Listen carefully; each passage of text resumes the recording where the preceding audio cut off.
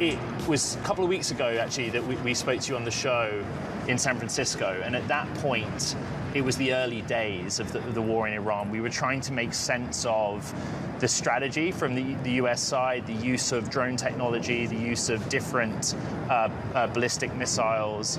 I think that probably the best place to start is an update, I guess, from Anduril's side. There aren't any specific reports of where Anduril's technology has or hasn't been used, but you do have anti-drone technology, for example, in deployment at US facilities in the Gulf.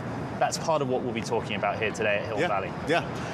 It is true. I mean, we have a lot of kit deployed in the region. We've been actively engaged in the conflict. Not a whole lot of details I can provide outside of that, of course, but I think there is a big story that has emerged around the asymmetry in drone warfare that's taking place with Iran, where they're lobbying drones that cost tens of thousands of dollars, and we're countering them with capabilities that are upwards of several millions of dollars per shot.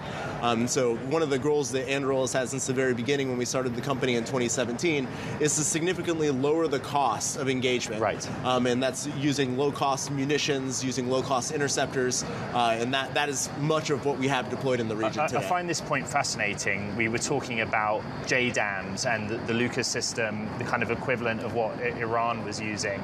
But with time, having some distance from Iran, literally distance, longer-range ballistic missiles, will be a part of the story. What have you learned about the battlefield, present day, and where is software coming into it? Because actually, that's a big part of what Anduril is working on too. Yeah, I mean, you think about the software layer as the command and control for, doing air combat, essentially. And the historic way of doing this in, a Cold War era conflict is you have dozens of assets in an airspace. You might have fighter planes, you might have bombers. These are very expensive assets. And so shooting a $2.25 million Patriot missile at a MiG-29, that's a pretty good trade.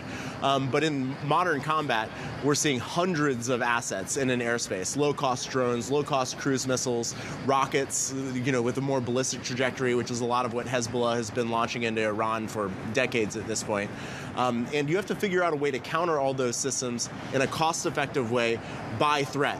So you have to be able to do that analysis to say, is this a thing that we can take out with a ballistic trajectory rocket? Is this something that we have to take out with a Patriot? Is this something we can take out with electronic warfare? And sorting all of that is, at the end of the day, it's an AI problem. And so, Anduril has this AI operating system backend that we call Lattice, that's used in all of these environments to not only detect and identify and track those assets, but also go through the kill chain analysis and figure out how we can combat these threats in the most cost-effective way possible. AI in warfare is something that's being stress-tested right now in deployment, but also from an ethical perspective. You just made a speech here at the Hill and Valley Forum, and you talked about philosopher kings, the worry that founders such as yourself start getting involved in the ethical decision-making of the Pentagon. We, of course, are today expecting a courtroom and administrative perspective of what's happening between Anthropic and the Pentagon. So it feels as though you think Anthropic's gone too far. Well, I think that I believe in democracy. And, I don't want me or Palmer or Brian or Matt, any of my co-founders, making decisions about U.S. policy as it pertains to the use of our capabilities. At the end of the day, we are selling to the United States people, not just, the Department of War. And those people have elected representatives that are making decisions about how these things are used. Now, the DOW is way far ahead, actually, of really even our adversaries in determining how AI is going to impact, or autonomy is going to impact the future of warfare.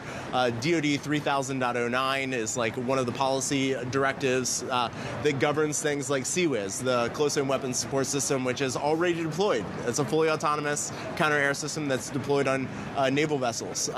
So we've been thinking about this for a long time. Obviously, what I was kind of calling out this morning at the Hill and Valley Forum is that I think that the government, Congress, the executive branch, really needs to create clearer guidelines that they can communicate to the commercial industry. Right, your point was this is an issue of a lack of clarity in policy. Absolutely, yeah. There's almost like a reticence to engage at the policy level on these really important questions because, it's like an abdication of duty. It's like, well, we haven't really been super clear. It's very easy for us to blame the technology industry when they show up with different ideas, but I actually think it's incumbent upon our government to clearly define and think about how technology is going to change the way that we engage in warfare.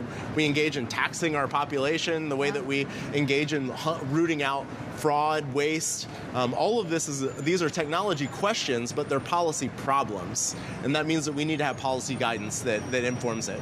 Is it incumbent on the government or on founders such as yourselves, who, I have to say, you sounded pretty statesman-like out there, Trae? Is it up to you or the government to start winning the battle for the hearts and minds of people right now when it comes to AI? At the moment, it is doomer after doomer, negativity after negativity, because we've lost the ability to storytell on what's positive about AI. Well, I would give a lot of credit, actually, to the director of OSTP, Michael Kratsios. I think he's done an incredible job, actually, laying out what he thinks the strategy should look like.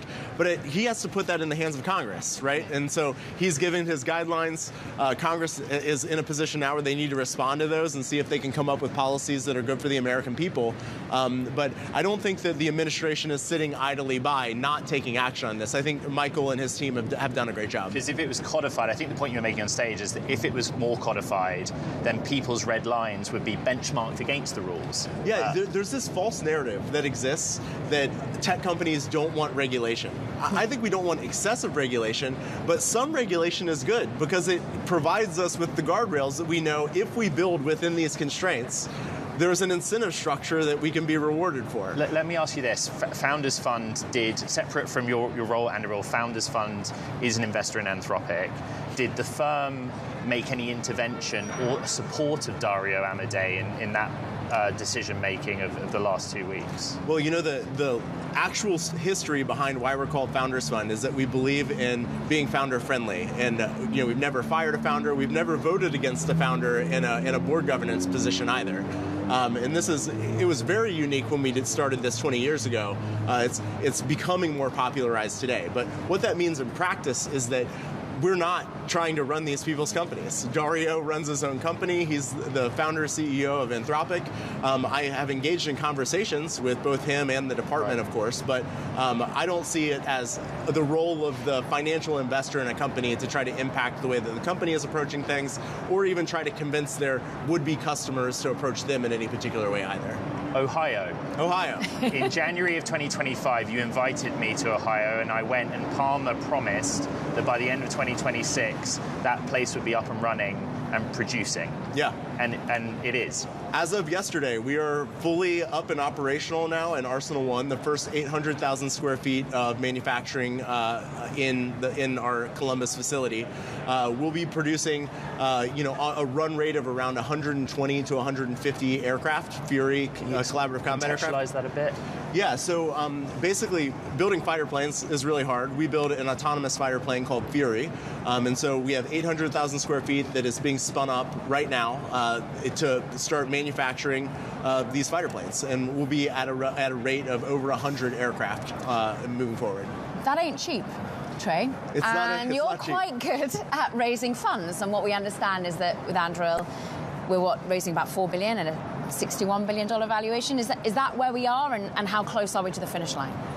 Well, we're in a really lucky position in that it's not a fundraise necessarily, it's more of like figuring out allocations. And I'm in the middle of that right now, and so I would hate to, on live television, make any commitments around a timeline knowing that I'm going to get about 100 emails as I walk out of this. Sure. So I'll leave it at that. You've got the problem of inbound and demand, therefore, shall we say, Trae, but there's a lot of people, dare I take it back to the Middle East, and this is a human issue, but it's also a money issue. And people are looking at the Middle East and wondering, are we still going to get the support for our startups? Are we going to still get that funding that we become used to, the deep pools of capital? Or are they going to have to be siphoning off money to the very much here and now of rebuilding their countries? How do you think about that as you look at that dynamic? Well, I think the Middle Eastern sovereign funds have done an incredible job of being committed to the future of their countries outside of the confines of energy, which has been obviously the primary driver for growth for them for a long time. So do I think that KSA or the UAE or Qatar are going to walk away from being financial investors in that future? No, I don't think that's probable at all. They have very deep pockets. They have teams that are incredibly engaged.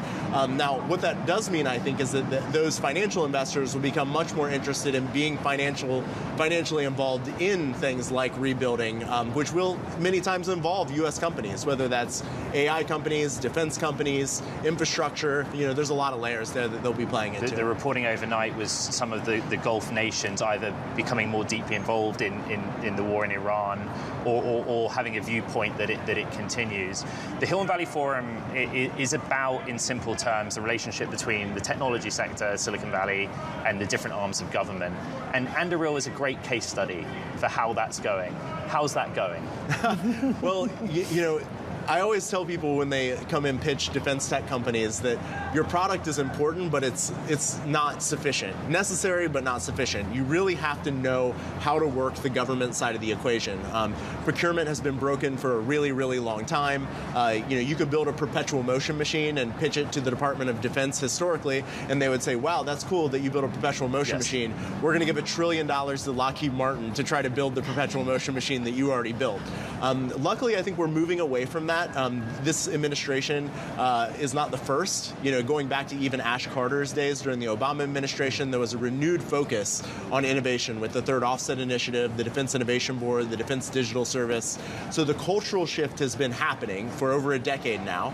And this administration has really doubled down on the idea that we need new entrants. We need a new arsenal of democracy, a new arsenal of freedom.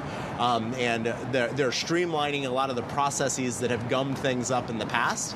I think Secretary Hegseth is very committed to this. Undersecretary Mike Duffy, who runs acquisitions and sustainment, and Undersecretary Emil Michael, who, before being, working in research and engineering in the Department of War, was famously the COO of Uber. Right. So if we don't talk about Hill and Valley intersections, maybe no better example than Undersecretary Michael. And there is just a wall of opportunity in terms of the amount of founders that are coming.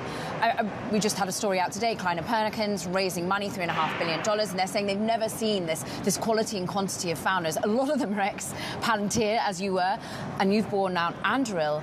What isn't being fixed yet by the founder community? What do you want to see, say, with your Founders Fund hat on? One of the things Peter Thiel once told me is that whenever someone asks you what you're excited about, it's them saying, I'm really confused. I'm not excited about anything. So I hope that's not what you're saying, Caroline. I'm excited about it all. I'm excited about a lot of things. I think that a lot of the themes that we're seeing that have emerged in the Hill and Valley Forum are about reindustrialization. Yeah. And so while AI is really exciting, I don't disagree with that. I think that it will change things about our labor force. It will change things about the way that we do, solve a lot of critical problems as a nation. We also, sent away a lot of the industrial capacity that we have built over many, many decades in the last 30 years. And there needs to be a rebuilding that happens there. And there are some categories that I would say are maybe more critical than others. When you think about critical supply chain as a big one, semiconductors is a big one. These are industries that the startup community can't do alone. The capital investment that would be required is truly enormous. Well, like the $5 trillion that Elon Musk might need for his Terafab. Yes, exactly. As one example. Yes. But I think that this is like an area where the government can work more closely with Silicon Valley to say, hey, we need to take some bets.